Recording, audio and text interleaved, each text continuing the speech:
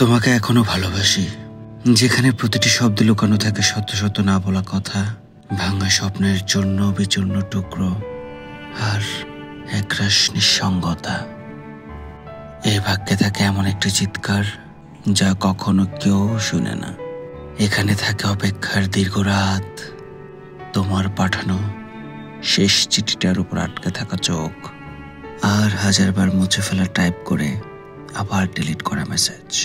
তুমি হয়তো ভুলে গেছো, কিন্তু আমি আজও সেই পুরনো স্মৃতিগুলোকে বুকে নিয়ে হাঁটছি, যেখানে তোমার হাসি ছিল আমার পৃথিবী আর তোমার বিদায় ছিল আমার ভেঙে পড়া আকাশ।